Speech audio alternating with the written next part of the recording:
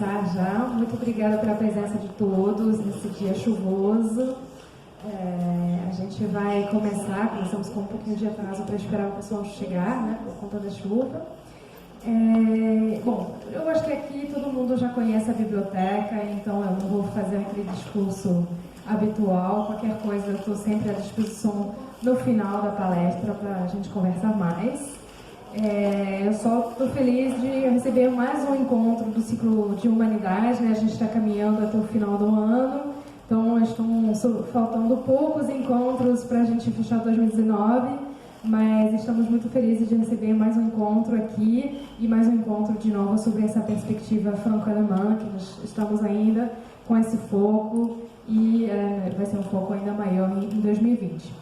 Eu vou já, então, passar a palavra para o pessoal do Ateliê de Humanidade, para a gente já começar essa palestra. Então, qualquer coisa, eu estou à disposição. Eu desejo para todos vocês uma boa palestra. Boa noite a todos.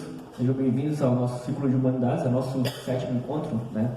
O Ciclo de Humanidades é uma proposta que nasceu com promoção do Ateliê de Humanidades, em parceria aqui com a Bibliomaison, consulado da França, junto com o Instituto Goethe do consulado da Alemanha. E a proposta desse ciclo de humanidades é justamente tentar pensar o cotidiano, o que acontece no nosso mundo contemporâneo, as coisas que afetam a nossa vida em diversas áreas, política, sociologia, economia, religião, literatura, a partir de uma integração da área de humanidade, tentando pensar como é que essas coisas que nos afetam no dia a dia elas podem ser repensadas de modelos novos e que possam dar resposta para novas perspectivas. Né? E justamente no dia de hoje, um tema bem interessante e bem pertinente, que é, além da crítica, por que o amor importa? É um desafio que eu acho que o André vai ter que cumprir aqui de forma interessante, porque é a partir de uma constatação de que a crítica, que é uma herança, talvez, do iluminismo europeu, que propunha uma emancipação do homem através de uma perspectiva racional, ou seja, a partir de uma forma de organizar o mundo, de governar esse mundo, ele entra num momento de crise. É uma crise da crítica contemporânea. E o André vai tentar pensar isso no nosso mundo de hoje e trazer uma pergunta: por que o amor importa dentro dessa organização de uma crítica que entrou em crise? De alguma forma, parece-nos que há uma oposição entre uma crítica e uma concepção de amor. Não sei como é que o André vai trazer essa concepção de amor, já que ela é muito ampla. Se a gente for trabalhar uma concepção de amor talvez de herança helênica, ou talvez de uma herança cristã, ou de uma herança laica, que talvez seja a perspectiva que o André vai trazer para a gente, como é que esse amor se configura no mundo odierno, e como é que ele opera essa organização de uma civilização ou de umas relações humanas que herdeiro de um iluminismo europeu, nesse momento se encontra em crise. Né?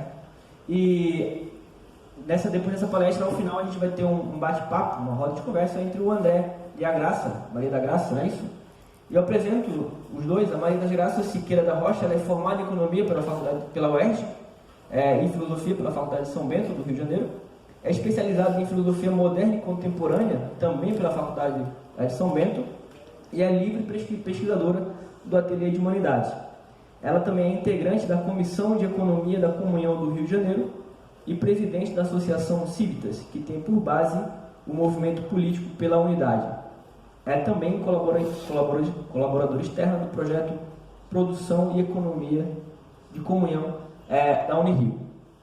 E o André, que vai ser o palestrante de hoje, e eu só esqueci de falar que o Ciclo de Humanidades ele propõe a cada mês um tema e traz pessoas de diversas áreas, especialistas obviamente, para tentar pensar esse tema, mas também não só uma pessoa, senão outras pessoas que possam também, de uma forma, como satélite, colaborar de alguma forma com essa proposta daquele mês. E o André, ele é idealizador, realizador e diretor do Instituto de Livre Estudo, Pesquisa, Escrita e Formação, Ateliê de Humanidades. É coordenador do Ateliê de Humanidades Editorial, que é um selo que pertence ao Ateliê, que já publicou 3 livros, depois vocês podem conhecer ali atrás, Itinerário do Dom, Uma Democracia Inacabada, e outro, Cartografias da crítica. Ele coordena o Caderno do Ateliê e do podcast República de Ideias, que já está na sua 17ª edição. Nas plataformas digitais, vocês podem, enquanto estiver no ônibus, no táxi, ouvir o debate do podcast sobre diversos temas. Também é editor da tribuna Fios do Tempo, Análise do Presente. É professor adjunto da Faculdade de São Bento do Rio de Janeiro, onde leciona na graduação e nas pós-graduações de Filosofia Moderna e Contemporânea, de Ciência da Religião e de Filosofia e Literatura. Tem graduação com grau summa cum laude em Ciências Sociais pelo IFIX, UFRJ, e mestrado, doutorado e pós-doutorado pelo IESP-UERJ.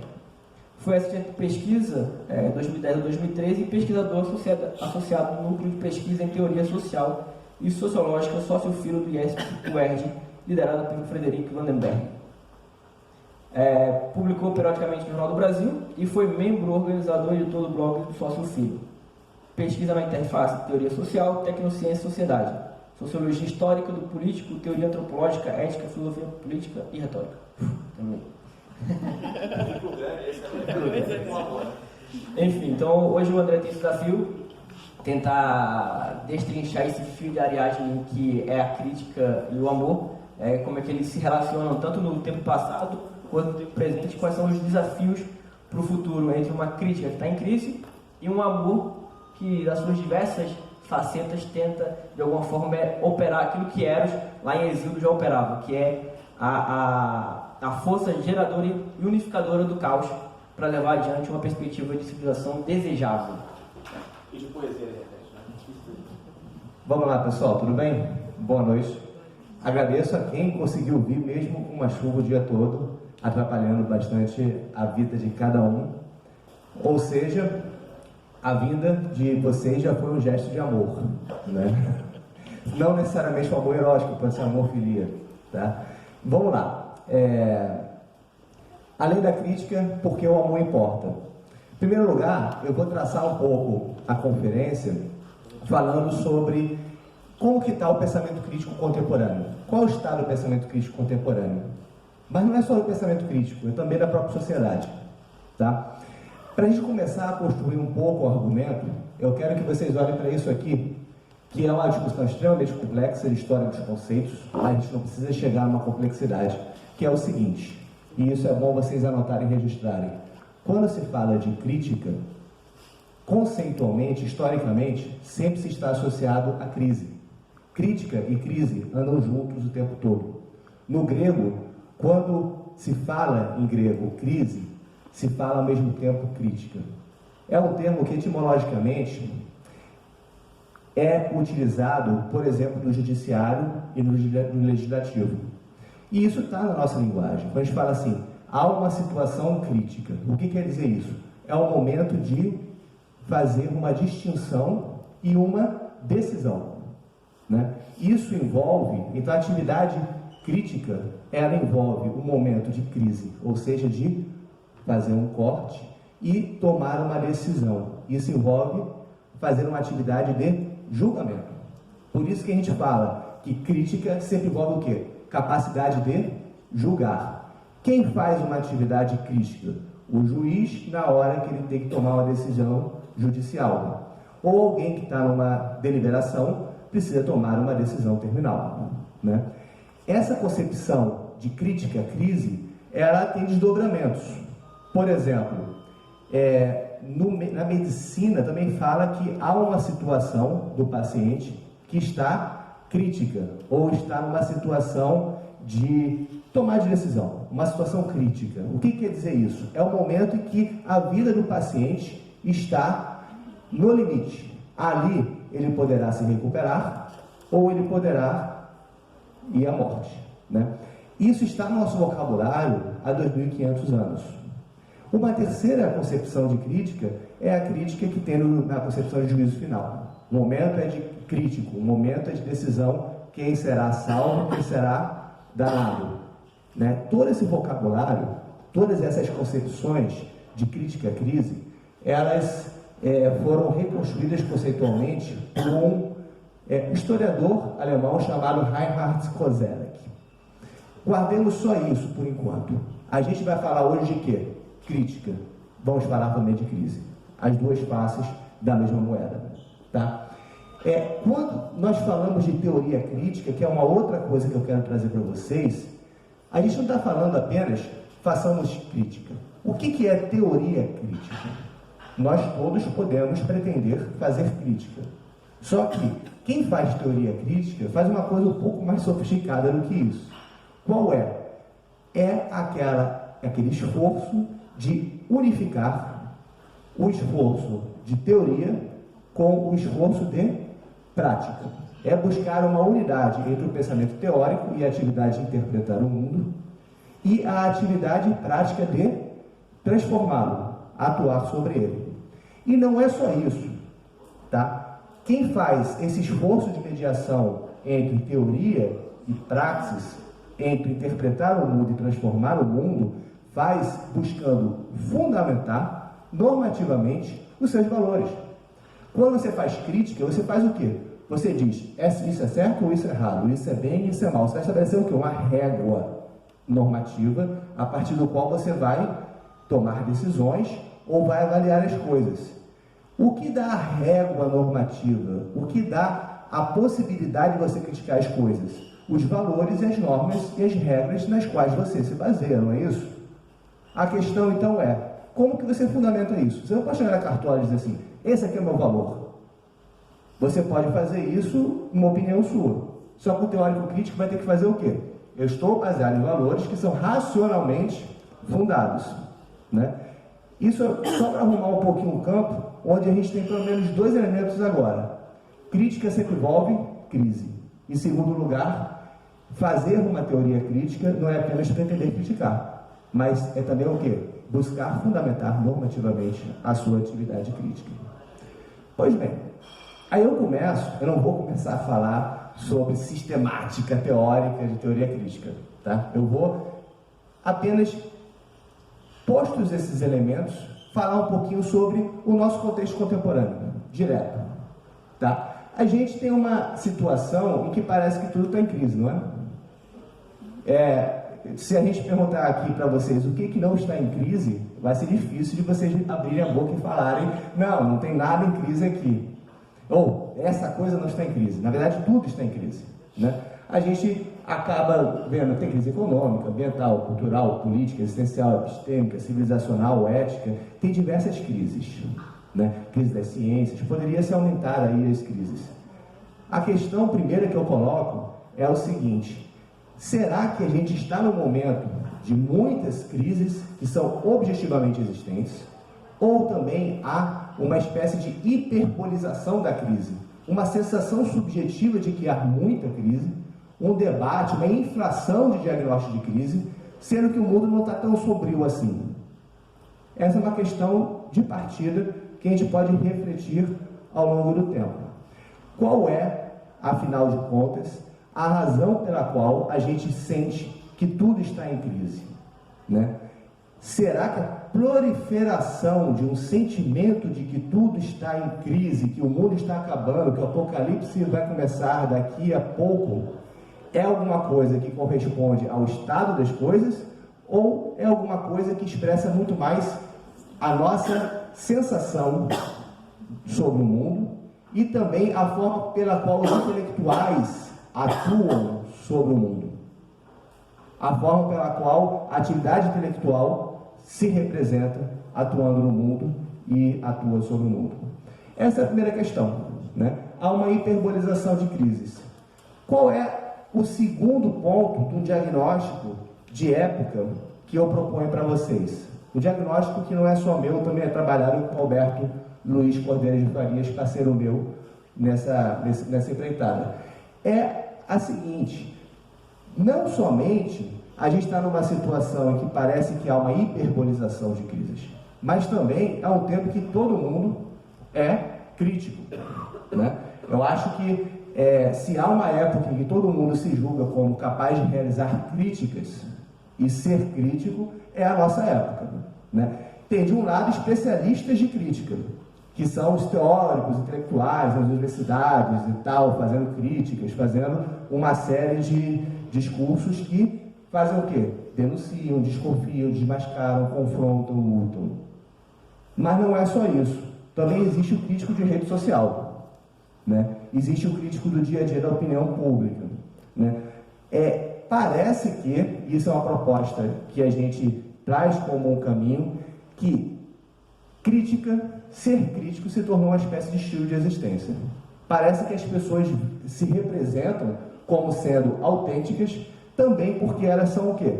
Capazes de criticar, de ter uma opinião severa do mundo, de apontar o dedo, de julgar e tudo mais.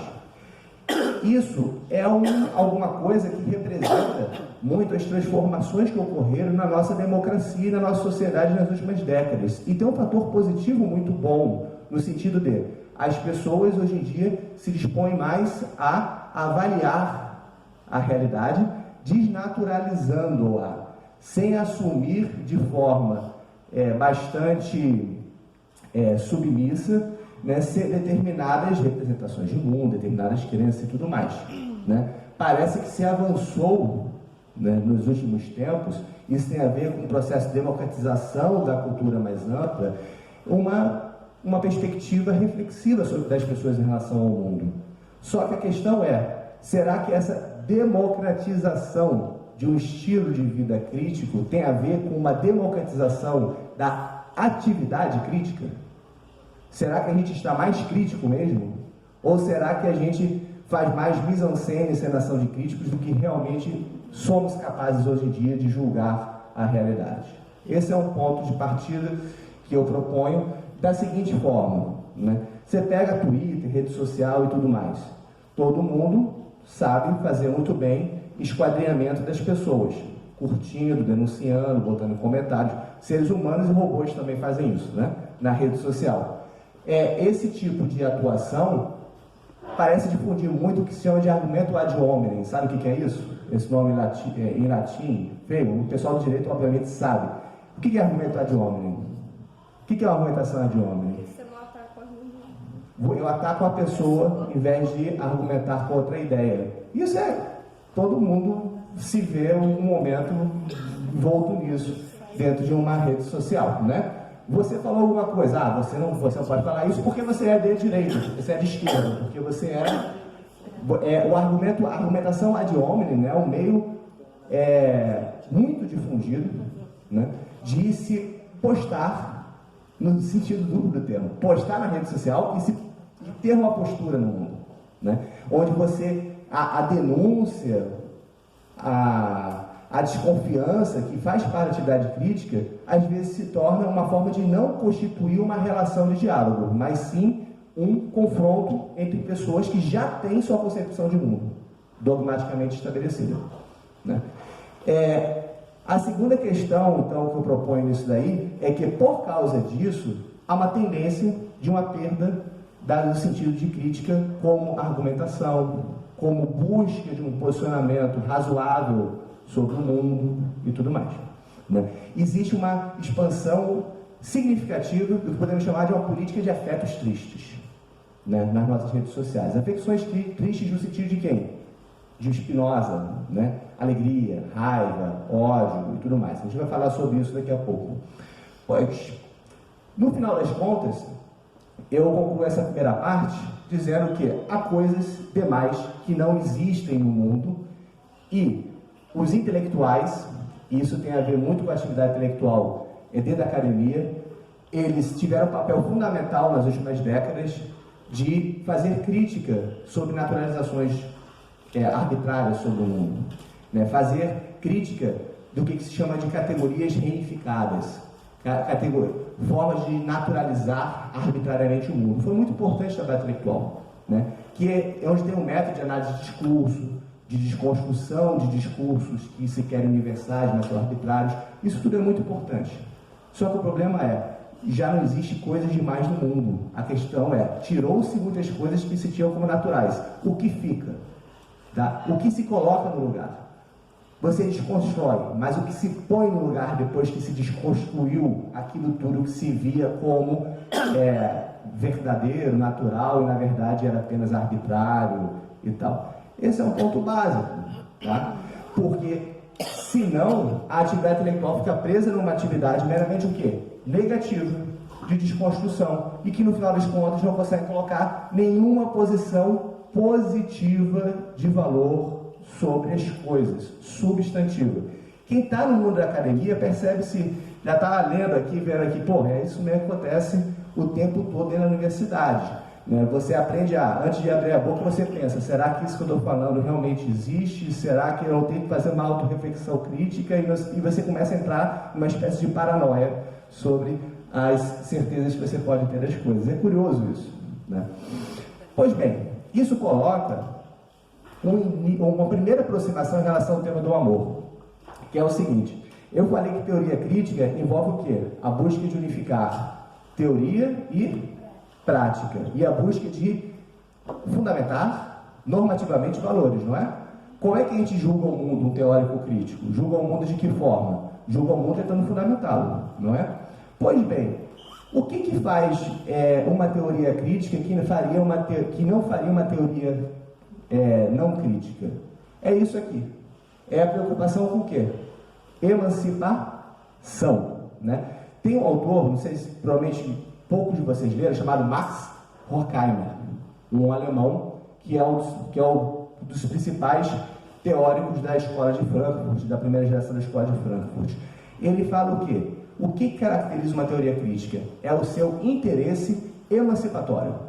É seu interesse pela emancipação. Tá? Mas, beleza. O que é emancipação? Eis a pergunta. Eu coloco aqui como proposta 4 concepções de emancipação, né, que existem na história da modernidade e poderíamos falar também que tem características transculturais.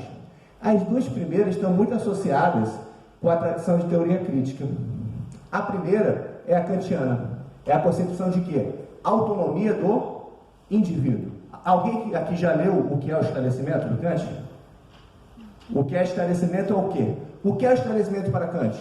É a coragem da saída do ser humano da menoridade. Tá? O que é a saída do ser humano da menoridade? É a coragem de fazer uso da sua própria capacidade de julgar, abrindo mão dos tutores.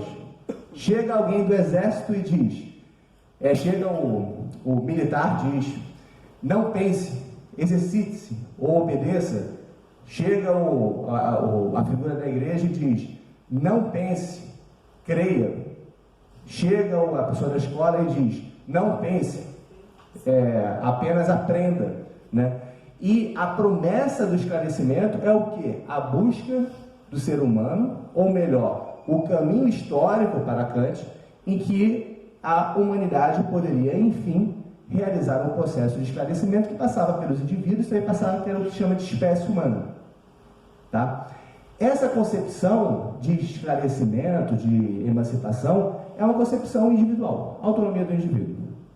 Normalmente a teoria crítica, ela não se basta com isso. Ela tem uma dimensão também de democracia, que é Rousseau. Não basta apenas, para haver uma emancipação, a autonomia do indivíduo. É importante que haja também o quê? A autonomia da sociedade. Aqui eles chamam de quê? Democracia. Soberania do povo. Vontade geral. Autogoverno da coletividade. A teoria crítica frankfurtiana é uma tentativa de conciliar essas 2 faces, tá, da autonomia. Autonomia individual e autonomia coletiva. Como é que você equaciona isso? É o grande desafio do mundo democrático moderno. Quando amplia demais a autonomia individual, a autonomia coletiva pode... Quando amplia demais a autonomia coletiva, a autonomia individual... despotismo, né? Então é a grande equação, o grande desafio do mundo moderno. Tem outras 2 dimensões de emancipação que podemos trazer que são menos claras de estarem presentes na teoria crítica. A terceira é a concepção ética de bem comum. Podemos referenciar Aristóteles. O que ela traz que é diferente da questão do Rousseau? Quando fala de vontade geral, o compromisso de Rousseau é o compromisso com o quê? Uma sociedade livre é uma sociedade justa. Liberdade e justiça. são duas coisas que pressupõem uma a outra. E democracia é a realização disto, né? Numa vontade literal. Aristóteles também tem toda uma reflexão sobre justiça. E também sobre amizade, filia, amor e tudo mais. Só que Aristóteles ele tem uma outra questão que é importante. Qual é ela? A da felicidade. No sentido grego. Eu não tenho como entrar nessas questões. Eudaimonia, autossuficiência, bem comum, né? O que é uma sociedade realizada? O que é uma sociedade bem-sucedida? O que é viver enquanto indivíduo numa sociedade bem-sucedida? É existir em prol de um bem comum em que todos possam compartilhar e ter amizade, né? Ao mesmo tempo que justiça. Pois bem, tem uma última concepção, e aí eu chego no centro da questão, que é aquela que vem do expressivismo alemão, podemos chamar também de romantismo. Qual é ela? É a da autenticidade. A autenticidade, às vezes, dialoga com a questão do bem comum, tá? Mas é diferente. O que é autenticidade? É uma concepção, digamos, mais estética de existência. A emancipação passa pela realização individual ou coletiva, enquanto o quê? Expressão autêntica, transparente de si mesmo, né? Expresse a si mesmo ou floresça um indivíduo enquanto uma obra de arte. Uma sociedade que realizasse o ideal expressivista seria uma sociedade que os indivíduos não teriam uma relação alienada com si mesmo, não teriam, digamos, bloqueios no desenvolvimento da sua individualidade. Poderiam expressar-se plenamente. Essa questão, essa proposição, né, que está associada ao romantismo alemão, é central, é quase que uma via paralela do mundo moderno. De um lado, o mundo moderno é o mundo do quê? Razão, racionalização, Estado, economia. Mas o mundo moderno também é o quê?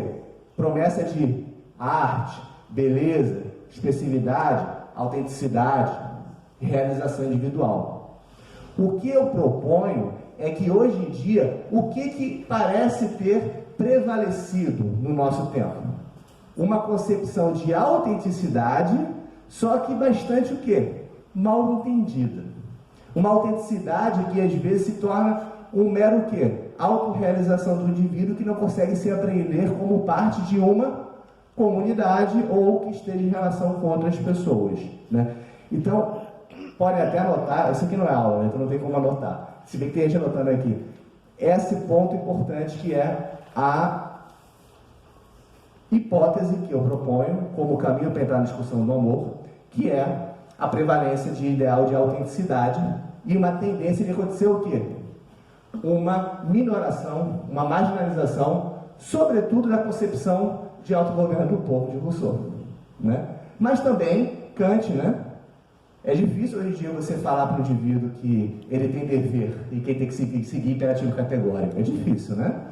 Eu acho que vocês não têm o imperativo categórico kantiano de bom quisto com vocês. Normalmente é difícil, porque a gente tem uma outra experiência de subjetividade, uma outra experiência de sociedade. Bem, continuando. E aqui eu já estou chegando no terreno que a gente quer dialogar. Autenticidade é tudo?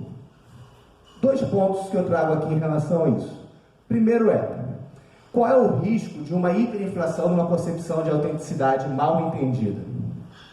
Primeiro esse lema, expresse você mesmo, se realize, seja você mesmo, a cada um a sua verdade, a cada um a sua moral. Isso faz o quê? Mina qualquer possibilidade de quê? Compartilhamento social, bem comum, construção de relação. Tá? Isso normalmente cai, como é impossível você viver nessa vida, cai na outra face, que é o quê? Um utilitarismo completamente radicalizado, né? Farinha pouco, meu pirão primeiro, os outros são meios para realizar meus próprios interesses ou para me auto-expressar, né? Maximize, calcule, utilitarismo. O que é o utilitarismo? É o lema de que todos nós temos que seguir nossos próprios interesses e que os outros são meios de realizá-los. Então, eu posso fazer aqui uma parceria com a Graça, desde que eu tenha uma associação econômica com ela. Maximize minha utilidade. Os outros entram como meios para meus próprios fins, né? E, no final das contas, há uma tendência de que tudo vire relações de poder e interesse entre indivíduos que buscam se expressar e se autorrealizar. Tá. Então, o diagnóstico de época, então, onde eu venho propor, então, a pergunta o que o amor importa, e também respostas a isso, a gente tem esse cenário aqui, em que, na minha perspectiva, que eu proponho para vocês para a gente conversar, são os seguintes pontos. A primeira imagem mostra o quê? Narcisismo. Tá? Personalidades que acabam, há uma tendência a personalidades narcisistas.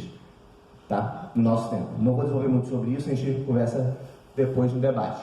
Segunda, a tendência de sempre apontar o dedo para o outro. Né? É o dedo no outro. Uma sociedade que tende a acontecer o quê? Vitimização de si e culpabilização do outro. Né? O indivíduo que quer se auto-exprimir acaba construindo uma relação com a alteridade em que ou o outro aparece como meu espelho, ou o outro aparece como aquele em que eu vou dar o quê? Dedada, você é o meu inferno.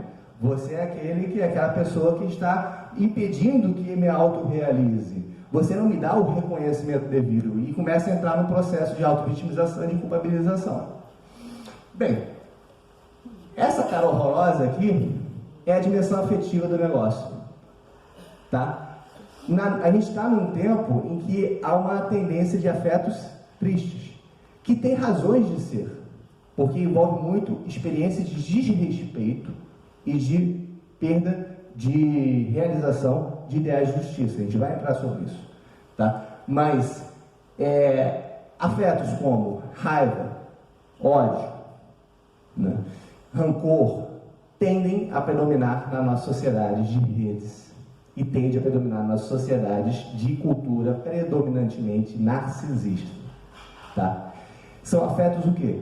Tristes, de mortificação e de uma relação com a alteridade que é sempre problemática.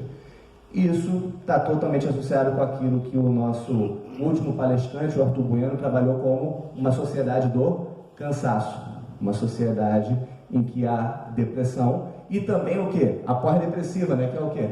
Raiva, ódio e tal. Pois bem,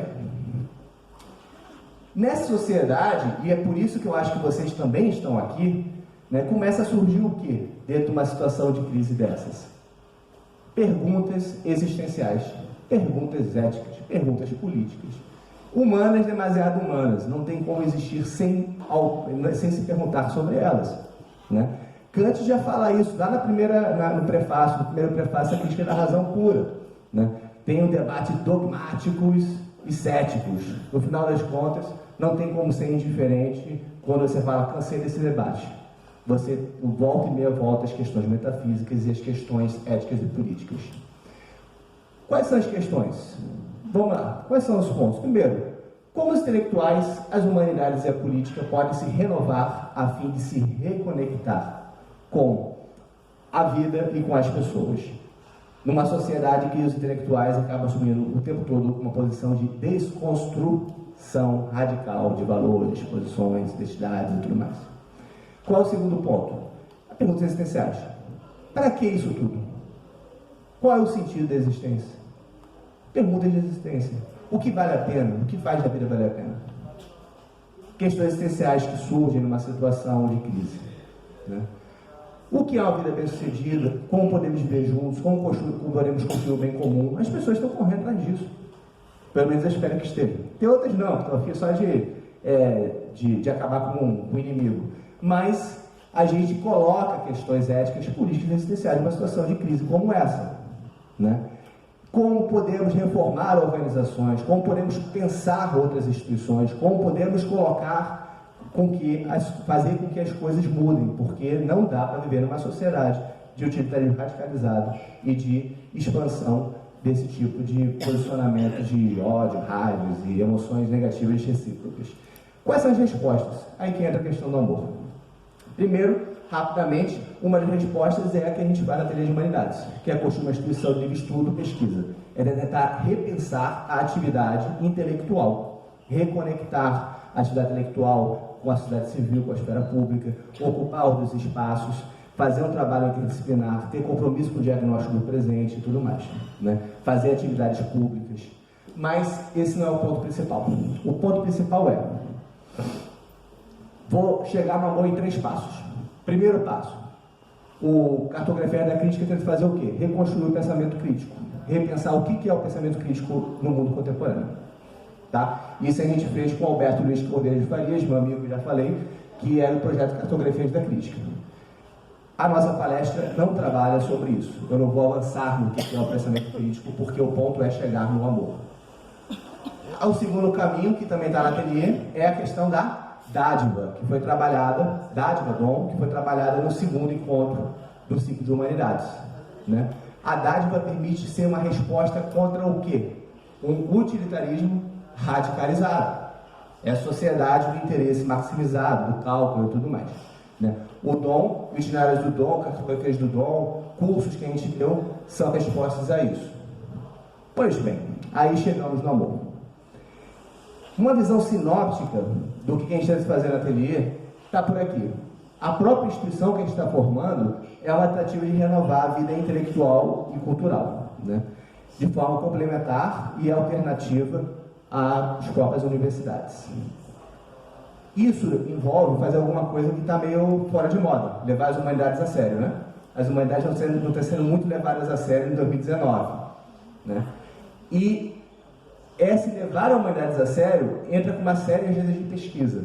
Eu não vou dissertar sobre cada uma delas, né? Tem o Cartografias da Crítica, a Revolução do Dom, a questão da educação e do humanismo e tudo mais.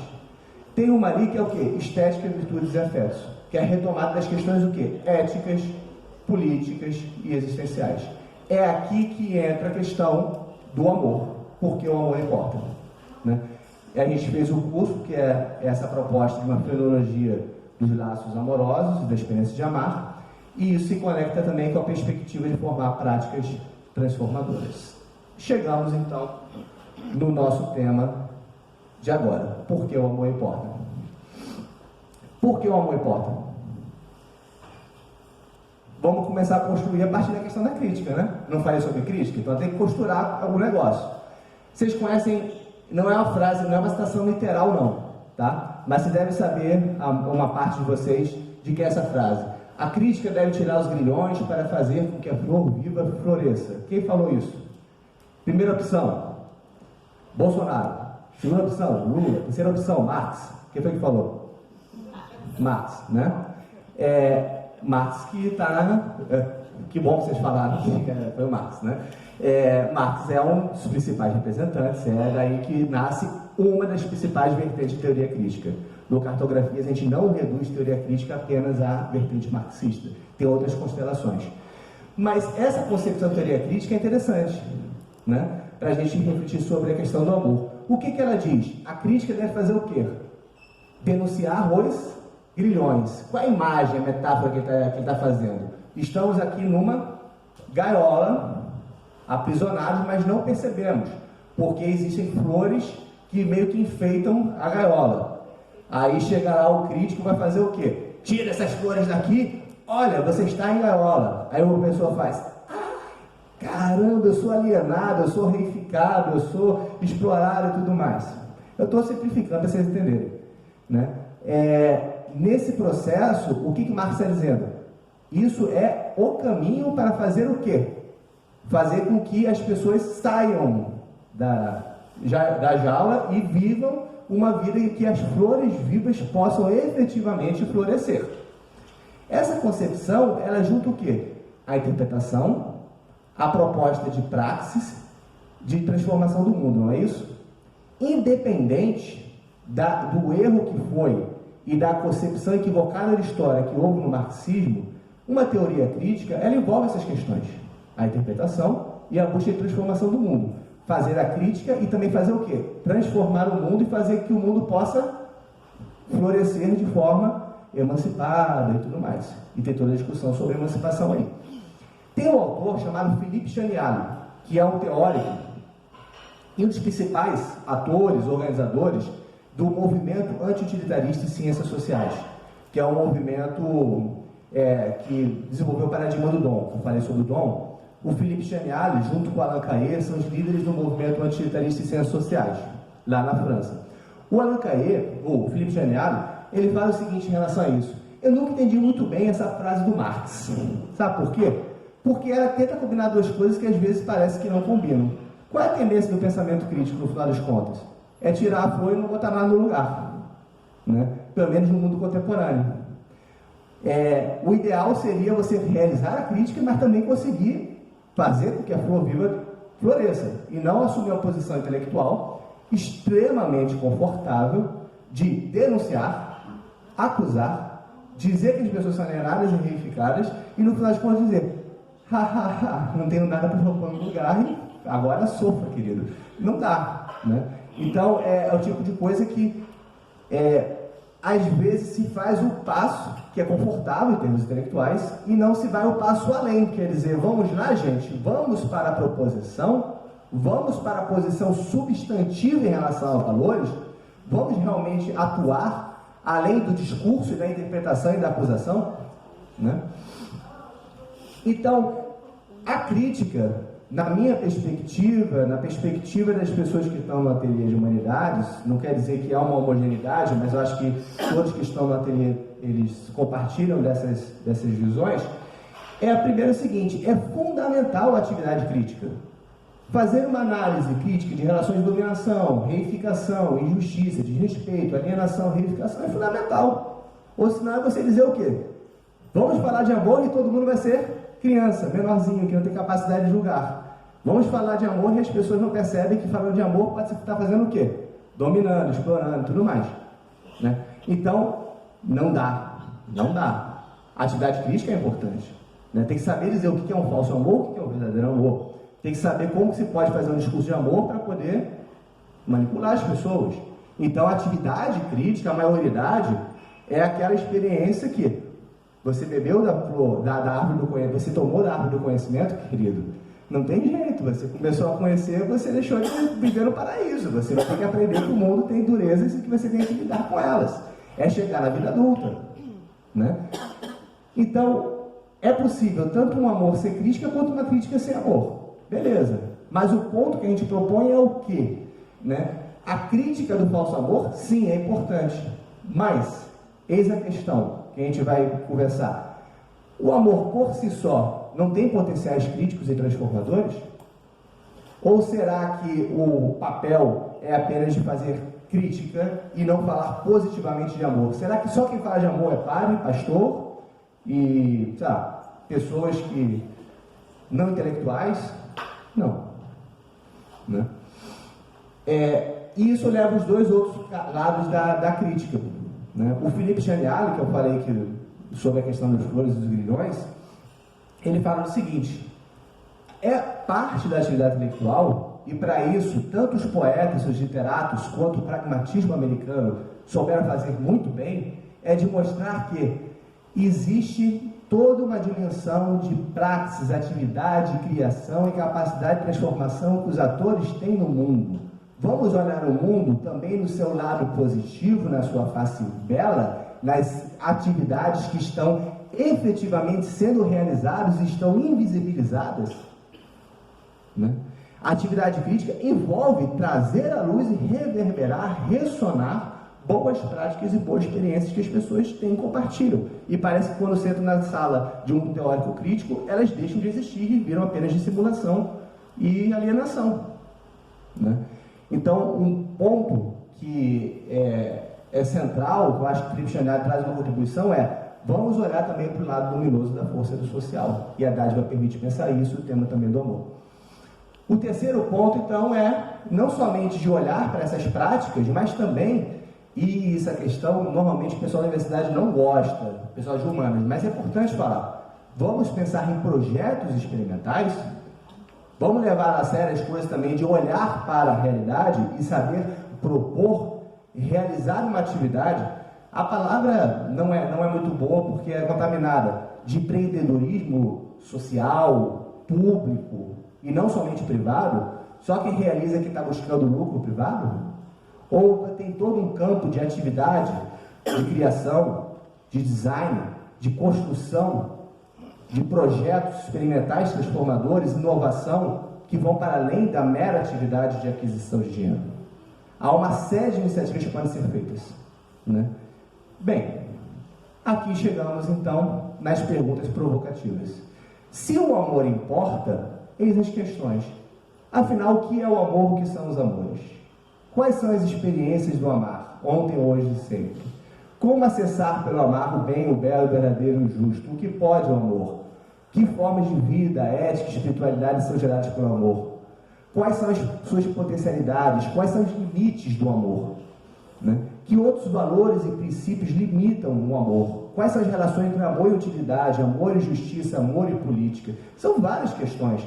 Infelizmente, como é normal na atividade intelectual, a problematização às vezes é mais importante do que dar respostas prontas. Colocar bons problemas pode ser o início das coisas para poder realizar boas ações. Né? É possível responder às crises de hoje através dos percursos do amar? É possível transformar o mundo pelo amor? É possível colocar a lógica do sentimento, da afetividade do amor como princípio de sentido individual e coletivo? E como organizador, primeiro, das ações sociais e das instituições coletivas? Eis a questão. É difícil? Quem pode responder aqui de pronto? Ninguém vai responder, né? Nem eu. Tá. Eu não vou ler essas frases, tá? Mas eu acho que o Luc Ferry, que é um filósofo francês, é interessante, tem as suas fragilidades, mas é interessante. Ele propõe, então, refletir sobre a centralidade do amor nas sociedades modernas, né? E tem um livro chamado Revolução do Amor, que é bastante interessante, né, na proposta que ele faz. Vamos lá. Para que vocês não venham a falar para mim, pô, você está falando de amor, agora falou do que é o amor, né? No curso, e algumas pessoas do curso estão aqui, a gente trabalha sobre amor. O que é amor? Vocês sabem dizer? Né? Quais são as modalidades e os percursos do amar? Rapidamente, Eros, Filia e Ágape normalmente entram como as principais faces do amar, né? A gente não tem como explorar isso muito, porque dá um curso inteiro e às vezes falta bastante para falar mesmo um curso inteiro. O que é Eros? De onde vem a concepção de Eros? Eros é do bem do quê? Do mundo grego, né? É uma palavra grega que vem da onde? Do cristianismo? Não, né? Vem da mitologia grega e vem e tem como uma das principais obras, né? Eros já está presente, por exemplo, num poeta chamado Hesíodo, grego. Mas Eros, ele tem como a principal obra, digamos, que sintetiza todo um debate sobre Eros, que é qual? O Banquete de Platão. Qual é a força que Eros tem e qual é a característica de Eros? De forma muito rápida, Eros está associado a uma força de ligação entre as coisas, de união, de formação, de mediação entre mortais e imortais, e uma força de transcendência, um puxar para cima, né? Uma força de transcendência dos indivíduos e de construção de laços, mas é ambivalente, né? Quando a gente analisa Eros também tem uma dimensão. Os gregos, nas divisões deles, falam que existe o Eros carnal e o Eros sublime. Eros é ambivalente, né? O Eros ele pode levar a uma visão não transcendente, mas descendente, e pode levar à ascendência. É esse Eros de ascendência que é interessante de se retomar numa reflexão de teoria crítica intelectual contemporânea, tá? A última observação que eu faço em relação a Eros é o seguinte: normalmente se representa Eros como sendo o quê? Falta, né? Como desejo e falta. Há Eros quando as pessoas estão o tempo todo o quê? Inquietas, instáveis, porque falta alguma coisa, né? Esse tipo de erotização está muito associado com a sociedade de consumo, mas Eros não é só isso, né? Eros ele constrói outros caminhos. A gente vai explorar um pouquinho melhor sobre isso. Filia. O que é filia? O que é um amor filia? É amor de quê? Amizade, né? É o amor de potencialização. Quem são os principais filósofos que trabalham esse tipo de concepção de amor? Aristóteles e Spinoza e Montaigne. Qual é a diferença da concepção de amor filia para a concepção de amor eros? Eros é força de ascendência e também alguma coisa que vem, digamos, ao mesmo tempo que vem de dentro, mas vem de fora. Por isso que vem a representação do cupido também. Arrebata, transcende e tudo mais. Mas o que é o amor filia? É um amor de potencialização em comum. É um amor de amizade. É um amor de sinergia entre indivíduos ou entre grupos. É um amor que está relacionado ao quê? Viver querendo o bem do outro como sendo o meu próprio bem. Ele não é um amor, digamos, quente no ferro e fogo, que nem Eros. Ele é um amor de construção na duração e de potencialização em comum. Ele é um amor que é fundamental, assim como Eros, para a construção de relações civis, para a construção de bem comum. É possível democracia sem amizade de cidadãos? É possível democracia sem solidariedade? É possível democracia baseada apenas em justiça para indivíduos? Não. Já dizia Aristóteles, não há cidade se não houver amizade de cidadãos. Né?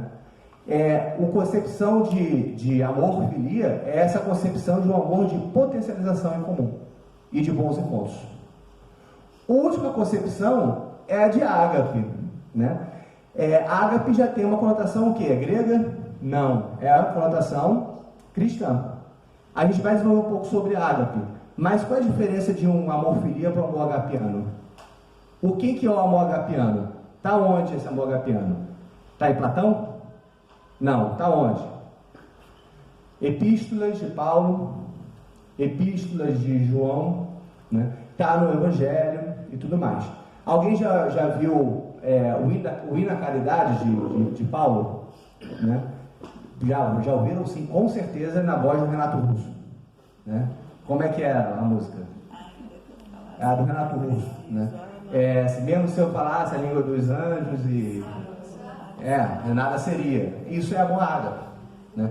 O amor agapiano é sintetizado naquela frase que todo mundo sabe: amai ao próximo como a ti mesmo, inclusive o seu inimigo. Isso é de um absurdo completo do ponto de vista grego.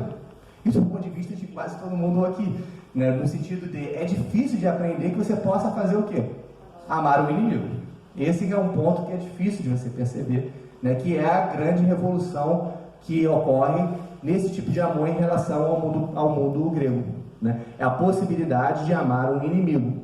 Né? E toda aquela discussão sobre a outra face e esse amor que é o quê? Qual é a característica do ágape que é contrário, que é diferente de Eros e filia? É um amor que leva à incondicionalidade, leva ao incondicional. Né? Essa incondicionalidade, ela é bem difícil de sustentar. O amor e a amizade é o quê? Eu tenho amizade com o Luiz, porque há uma reciprocidade o tempo todo. Só que a ágape não é reciprocidade. A ágape é dar sem querer nada em troca. Né?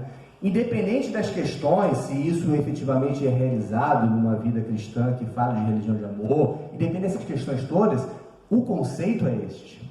O conceito é de uma incondicionalidade não meritória. Ou seja, Luiz, eu o amo, mesmo que você seja, sei lá, uma pessoa que fez o diabo a quatro comigo, mas porque o amor ele tem incondicionalidade. Né? Esses três formas de amar, de forma muito sintética, são essas. Né? Esse amor agapiano leva a um amor que muitas vezes fragiliza a pessoa, que faz com que ela renasça a partir dessa fragilidade. Né? É um amor de olhar para o rosto do outro e ter e singularizá-lo e cuidar dele. Né? Bem, independente do mérito dessa pessoa.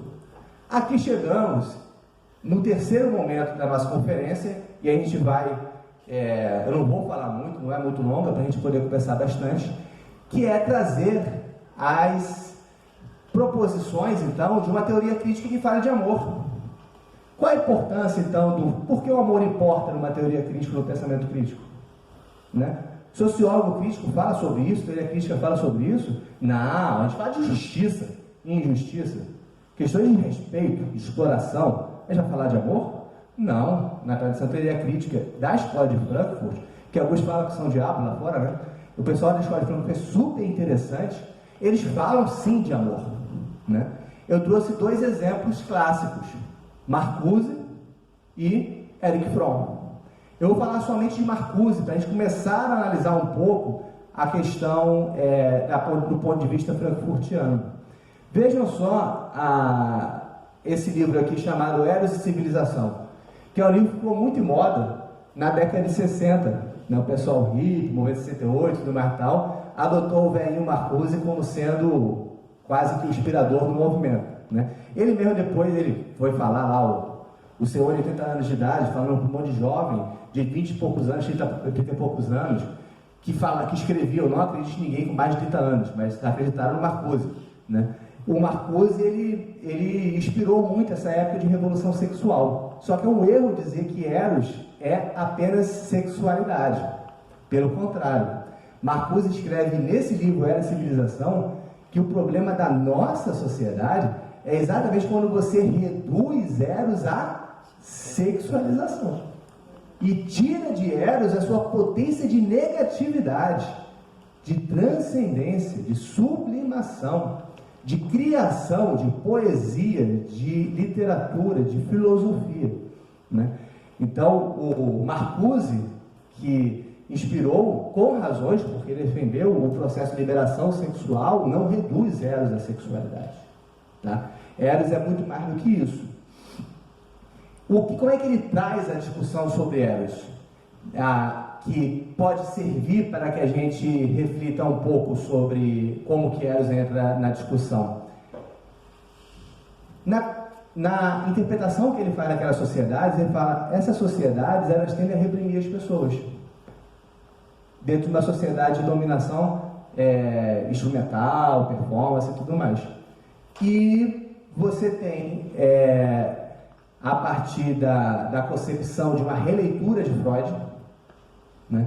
Um Freud em que você não vai centrar na questão da repressão, mas na possibilidade de realização por Eros, você traz o horizonte em que liberdade, prazer e justiça podem se realizar a partir de uma liberação de Eros e uma dessexualização, no sentido não de suprimir a sexualidade, mas ir para um Eros além da sexualidade. Né? Para trazer para a discussão contemporânea, tem a citação que até soltei hoje na rede social, que é do livro chamado Personalidade Autoritária, que é um livro escrito por Adorno, com texto de Marcuse, do Horkheimer e tudo mais, que tem essa frase aqui: se o medo e a destrutividade são grandes fontes afetivas do fascismo, Eros pertence sobretudo à democracia. Isso está em Banquete, lá no Platão. Né? No Banquete, um dos autores, ele fala o seguinte: sabe o que os tiranos adoram fazer numa sociedade? Suprime Eros, elimina Eros, porque isso fragiliza as pessoas. As pessoas deixam de ter o quê? Laços. Deixam de ter o quê? Coragem. Deixam de ter força para reagir, para afirmar e para criar. Né? É pela desorganização que as pessoas muitas vezes se tornam frágeis e dominadas. Um autor contemporâneo que trabalha Eros é o Byung-Chul Han, em que ele fala sobre a tendência a uma pornografização da nossa sociedade, que na verdade não tem nada a ver com Eros, é uma deserotização para ele. O que Eros traz como uma proposta, como uma concepção de amor que importa?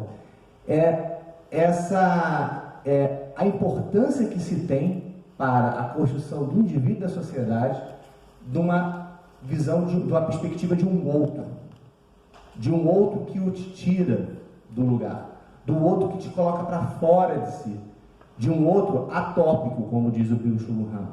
Né? Essa imagem aqui da direita, que é de Cocanha, é uma sociedade que promete o quê? Goze, goze, goze e viva completamente saciado. Isso é o quê? Morra, basicamente. As pessoas estão deitadas, pura positividade. Não tem o quê? Criação, não tem transcendência. As pessoas estão apenas enfastiadas. Né? E o que o nosso Byung-Chul Han fala é que Eros né? Então, tem toda uma discussão sobre que ele desenvolve ao longo do pequeno livrinho dele. Eros é uma força de transcendência, é um atopos. Ele traz o mistério, ele traz o retraimento, ele traz a importância da invisibilidade, a importância de algo que não é acessível como sendo aquilo que faz com que as pessoas alimentem o pensamento, alimentem as relações e tudo mais. Numa sociedade pornográfica não é isso. A sociedade pornográfica pede que tudo seja o quê? Mostrado, positivado, visibilizado. Eros morre quando acontece esse tipo de coisa, né? Encaminhando para o final, há uma outra perspectiva sobre o amor que entra na teoria crítica, que é aquela de um autor chamado Axel Honneth. Quem conhece Honneth aqui? Quem já leu Honneth? É um autor da terceira geração da Escola de Frankfurt, né, em que ele traz a importância da experiências de amor, sobretudo na fase de socialização da criança, para a construção de uma subjetividade que tenha confiança sobre si mesma, né? Ele trabalha o Winnicott e trabalha George Herbert Smith para desenvolver toda uma reflexão, todo um processo de reconstrução da formação da subjetividade, e que depende do reconhecimento recíproco, em que a relação de autoconfiança consigo mesmo depende desse desenvolvimento afetivo na primeira infância e na segunda infância, né? Com isso, a teoria crítica, ela traz uma importância, né, da discussão sobre teoria do reconhecimento e também a importância de relações afetivas, de sentimentos morais, do cuidado, no bojo, na entrada da teoria crítica, como uma fonte normativa. E uma questão que se coloca, e com a Graça a gente vai conversar um pouquinho sobre isso, é se essa questão da esfera do amor não se reduz apenas à privacidade, mas também permite pensar a economia, política e tudo mais, né? Nessa citação, eu trouxe só como exemplo isso. O amor, ele precede toda e qualquer forma de reconhecimento, e é a partir dele que é possível as outras esferas de reconhecimento, que ele chama de direito, solidariedade. Para encerrar a minha exposição, para a gente começar a conversar a respeito das potencialidades, né, você tem o caminho de reflexão sobre ágape, que também é desenvolvido por autores que pensam, dialogando com a teoria crítica, chamados, em primeiro lugar, Luc Boltanski. Quem conhece Luc Boltanski? De forma muito rápida. Quem conhece Bourdieu? Bourdieu é o grande sociólogo do meados do século XX. Ele desenvolveu uma sociologia crítica, uma sociologia feita a denúncia e tudo mais. Luc Boltanski foi orientando do Bourdieu, e ele se viu como considerando insuficiente a abordagem de uma sociologia crítica à la Bourdieu. É basicamente isso. A crítica acaba entrando no processo de hipercrítica e de dissolução da própria possibilidade de pensar as fontes normativas da vida social. O que ele faz, então? Ele leva a sério os atores. Uma pessoa, não vamos dizer que o Bourdieu é o culpado das coisas, mas quem normalmente cita o Bourdieu vai olhar lá para a Andréia, vai conversar com a Andréia e vai começar a mostrar que a Andréia é determinada por um hábito que tem a ver com o espaço, o local que ela está, o espaço social, o campus e tudo mais. Há uma tendência de pensar as pessoas a partir de determinantes estruturais sobre elas, né? As pessoas, elas acabam perdendo a capacidade de agir, as competências de agir. O Luc Boltanski, como bom pragmático, ele fala, não, vamos levar a competência dos atores a sério. Vamos levar a capacidade de agir das pessoas a sério e as competências e intuições morais que as pessoas têm. Quando você age, ou quando você decide uma questão, que tipos de intuições morais você acende, né? Então ele faz uma sociologia das capacidades críticas. Ao invés de você criticar os atores, você analisa quais são as capacidades críticas que os atores têm, para depois você poder criticar.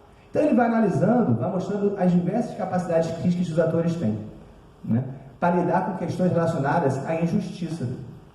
A gente tem situações de injustiça. Quando começamos a debater sobre o que é justo e o que é injusto, a gente começa a acionar uma série de intuições morais, com diversos argumentos. A gente vai falar sobre qual é a nossa cidade ideal, quais são os princípios de valores que devem reger a nossa crítica. Beleza. Tudo isso tem a ver com o quê? Temos uma situação crítica, uma crise, temos que debater para tentar chegar numa solução. Né? Crítica é isso, é o tempo todo realizar processos de tomar de decisão e também de justificação ou de crítica das coisas. Né? Ou seja, crítica envolve o tempo todo o quê? Conflito. Só que o Boltanski, ele vai falar não somente sobre questões de crítica que sempre envolvem justiça, mas vai falar sobre o quê? Amor como competência. Né? Os indivíduos não estão apenas envoltos com questões relacionadas à justiça, que estabelece princípios de equivalência e ideais de justiça para todos. Os indivíduos também vivem em outros estados. É o que ele chama de estado de ágape, estado de ação agápica. É o estado, a gente pode conversar um pouquinho quando a Graça entrar para o bate-papo, é um estado em que se suspende a questão da equivalência das coisas, se suspende a relação de cálculo. É o que ele chama de estado de paz e não de justiça. É um estado em que as coisas estão tal como numa situação de superabundância ou de pacificação das relações. Tá? Os italianos, e com isso eu vou convidar a Graça para entrar aqui, eles desenvolvem uma sociologia do agir agápico. Vem a Graça. Vamos lá, vamos conversar um pouquinho.